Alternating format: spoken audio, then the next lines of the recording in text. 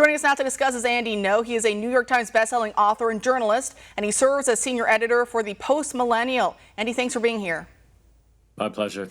Great. So you've been face to face with the sorts of people who are outright celebratory of political assassinations, whether it's Charlie Kirk or the United Healthcare CEO. What is your take on the threat level we are facing here? Well, watching the footage out in Manhattan of the leftists celebrating the terrorism charges being dismissed, it brought me to a flashback from 2020 in Portland when I was covering the riots.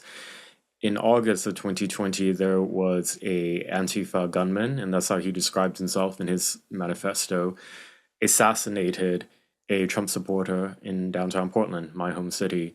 And the announcement on the bullhorn of that killing by the leftist activists and Antifa, their reaction was they called the dead man, the victim, a Nazi and a fascist, and then they played music on speakers and held a dance party.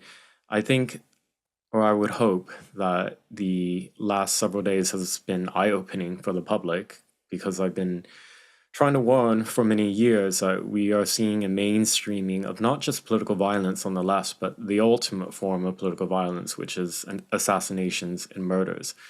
And the widespread support on the left for the brutal assassination of Mr. Kirk didn't happen in a vacuum. It comes in this context of where left-wing violence is celebrated.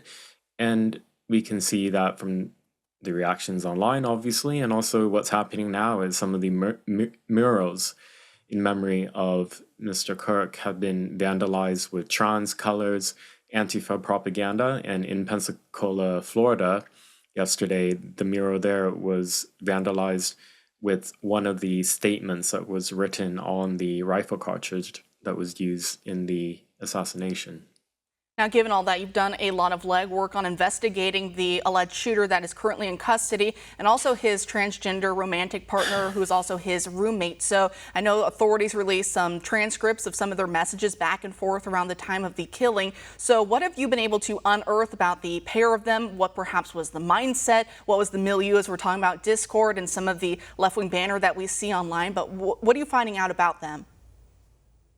Well, a couple of days ago, I think it was a Fox News reporter who had first reported out publicly that it was her sources who told her that the roommate wasn't just a roommate, but was rather a romantic partner and was transgender. And she was completely swarmed and attacked online, called a liar, called transphobic. And then I did some of my own reporting. I also had a source who gave me a potential username online on Steam. And I found the social media profile of the roommate and confirmed it with other details. And he describes himself as trans and being on cross-sex hormones and having some animosity to Christianity. I think what stood out to me in the press conference today, when the prosecutor in Utah County read the alleged back and forth text communication between the suspect and his lover, there's one line where Mr. Robinson allegedly wrote, "Remember the engravings that I was doing?" Something to that effect. I might not be quoting exactly.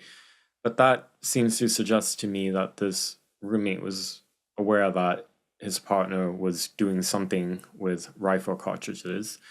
And we also learned that there was a pre-written kill list note against Charlie that the suspect allegedly wrote down and had under the laptop. And he's been charged with another felony for allegedly instructing his lover to destroy that evidence.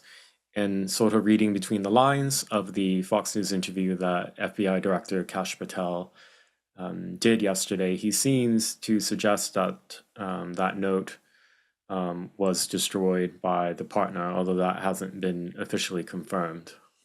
Well, Andy, we really appreciate all of your hard work on uncovering the truth about this tragic situation. We are out of time. Thank you so much for joining us tonight. My pleasure.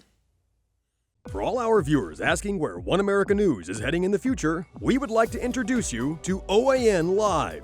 OAN Live is the best way to stay up to date on all of the hard-hitting, straight-shooting, national and international headlines. And the best part is, OAN Live is only $4.99 per month. All the credible, honest, unbiased reporting One America News offers at a fraction of the cost of cable.